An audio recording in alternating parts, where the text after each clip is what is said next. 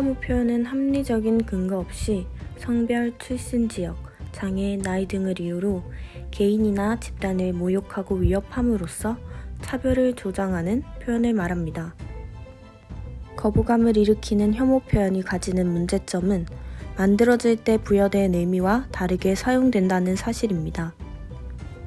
틀딱이라는 표현은 처음에 자신의 나이를 빌미로 젊은 사람을 훈계하는 노인을 뜻하는 단어로 중장년층 중 특정인을 대상으로 하는 표현입니다. 그러나 이러한 표현이 널리 퍼지고 많이 사용되기 시작하면서 처음에 붙여진 의미와 상관없이 중장년층 전체를 지칭할 때 쓰이게 됩니다. 이러한 이유 때문에 결정장애, 급식충 등 본연의 의미를 잊은 채 혐오 표현들을 아무렇지 않게 쓰는 것이죠. SNS나 포털 사이트 댓글을 살펴보면 익명성이라는 가면에 가려 혐오 표현을 흔히 사용하는 것을 알 수 있습니다. 딱히 아무 생각이 없긴 한데 솔직히 좀 저급해요. 저도 많이 쓰는 편이라 그냥 넘어가요. 학생들은 자신들이 SNS를 하면서 발견하는 혐오 표현들에 대해 큰 반감을 가지고 있었음에도 불구하고 그에 대한 대처를 하지 않음을 알 수 있었습니다. 그렇다면 가상 공간이 아닌 학교 내에선 어떨까요? 교실 안에서 학생들은 매일 혐오 표현과 욕설에 노출되어 있습니다. 처음에는 특정 불쾌감을 주는 집단을 지칭하기 위해 사용되었는데 그게 의도를 벗어나서 무분별하게 사용되는 거라고 생각합니다. 병신이나 벙어리같이 사회적 소수자를 비하하는 표현은 의식을 해서라도 사용하지 말아야 한다고 생각하는데 그 외에 혐오감을 담은 표현들이 너무 이미 넓은 의미로 사용되고 있어서 무조건적으로 막는 게 힘들다고 생각합니다. 학생들은 학교에서 친구들과 대화를 하면서 아무렇지 않게 혐오 표현을 사용하게 되고 그에 대한 반감을 직접적으로 내비치는 경우가 가상 공간에 비해 비교적 적은 것을 알 수 있었습니다.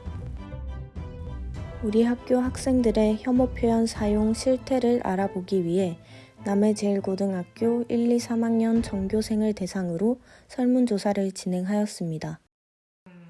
언어가 자신이 사용하는 언어가 사고를 지배한다라는 말이 있죠. 그래서 학생들이 그런 언어를 자주 사용하는 걸 보면 그러한 언어의 잦은 사용이 그 학생들의 사고 방식과 가치관을 지배하게 될까봐 걱정도 되고 그래서 학교가 할 수 있는 조치는 학생들에게 어떠한 용어들이 혐오 표현이고 그 용어가 가지고 있는 정확한 의미 그리고 그 용어가 어떤 사람들에게 피해를 주거나 상처를 입힐 수 있는지를 정확하게 인식시켜주는 교육이 필요하다고 생각하고요.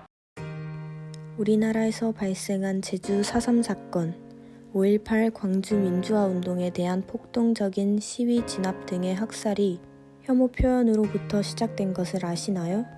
역사적으로 혐오 표현은 정치적인 목적으로 특정 집단에 대한 차별과 반감을 조장하고 정당화하기 위해 사용되어 왔습니다. 이때 사용되었던 혐오 표현들 모두 당시의 사회 문제와 잘못된 인식이 반영되어 있습니다. 재미로 만들고 유행어처럼 쓰기 시작한 표현이라 할지라도 학살과 같은 비극으로 치달을 수 있습니다. 우리의 교실 그리고 사회의 평화를 되찾기 위한 첫걸음 바로 대항 표현입니다. 대항 표현의 핵심은 혐오 표현을 사용하는 상대를 비난하고 상대의 반성을 끄집어내는 것보다 혐오의 대상이 되는 소수자들을 위로하는 것에 있습니다. 네가 방금 한 그 말 어떤 의미인지 알고 쓰는 거니? 입장 바꿔서 생각해봐. 등의 한마디로 혐오 표현에 맞설 수 있습니다. 우리는 혐오 표현에 거부감을 표현할 권리가 있습니다. 혐오 대신 포용의 한마디, 동조 대신 대항의 한마디, 마디와 마디를 맞대어 따뜻한 학교, 따뜻한 사회를 만듭니다.